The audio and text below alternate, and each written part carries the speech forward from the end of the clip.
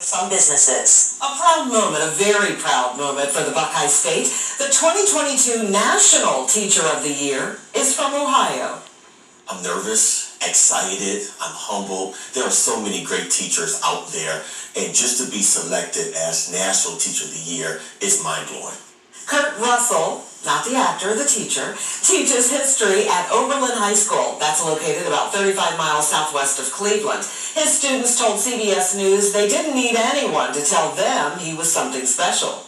He's like the best teacher I've ever had. He is so passionate about what he teaches. Russell will get to visit the White House and meet President Biden and fellow teacher and First Lady Dr. Jill Biden.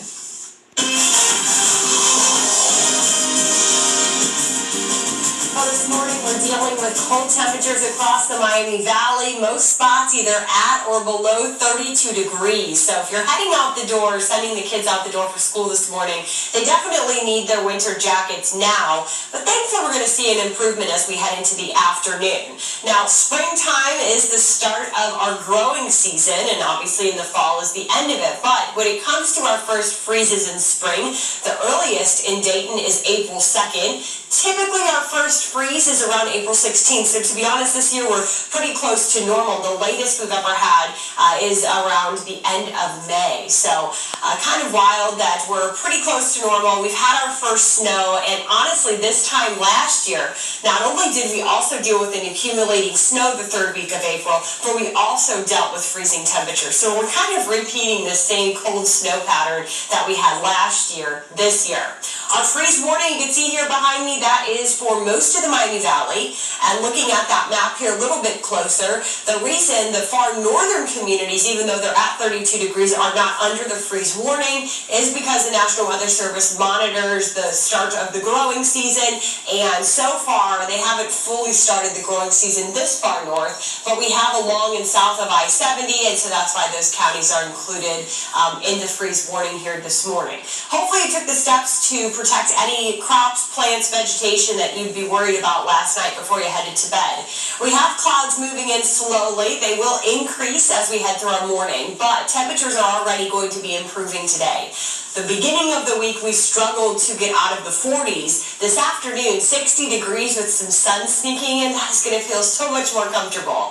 The only thing that's not very comfortable today will be our pollen count. So with the warm weather, the increase in our wind over the next few days, our tree pollen and grass pollen count are expected to get up to moderate. So keep that in mind. If you suffer from springtime allergies, you may start to notice them as we warm up and we become breezier for the rest of our week.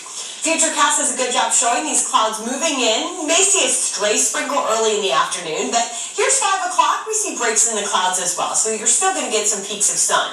Later tonight, though, our next system will increase the chance for rain. So you're going to wake up tomorrow morning, here's 7 a.m. Instead of frost, we'll have scattered rain showers. And we are warm Thursday morning. That is just rain, no snow, just rain through about lunchtime.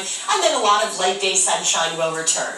Tonight we dip to 52, so we're 20 degrees warmer tonight compared to where we're at this morning. Most of us by tomorrow will see gusty winds in the morning, about 30, 35 miles per hour for Thursday, and then the winds will relax by the late afternoon. And we're going to get close to 70 tomorrow, so that's going to be a nice improvement, back up to normal for us, which should be the upper 60s this time of year. Friday, can't totally rule out a stray shower, mainly in the northern Miami Valley, but lots of dry hours to enjoy. We'll be around 72 degrees on Friday. This weekend, we're locked into the 80s, and it does look like we get a lot of dry time. We'll see a couple rain showers start to develop late Sunday night, but most of the rain should hold off until Monday. We bring you weather and traffic every 10 minutes. Let's check in with Sergeant Mark again. Good morning, Sarge. Besides maybe scraping off some car windshields, the weather, thankfully, is a lot quieter. Yeah, it's definitely quiet now. I'm actually looking for a camera right now. We have a report of a crash that just came in here a second ago on eastbound 70 at Route 49. I'll pull this up real quick and we'll see if we can see anything on the camera. I just heard medic units. Okay, I can actually see. If you look to the top left of the screen, it looks like we are starting to see a slowdown. This is the Clayton area, eastbound 70 at Route 49. They said multiple vehicles, including a semi, may be involved in this crash. So again, this is all just happening. State troopers are headed that way along with medics. So we'll keep an eye on this and we'll have an update in about 10 minutes. We'll see if this is going to create any traffic issues. I'm Sergeant Mark Mallory, WHIO Team Traffic. All right, Sergeant, thank you. 521, 32 degrees. Cattle on the loose, why several cowboys had to wrangle this herd off the highway. Plus, this is extraordinarily important to local businesses.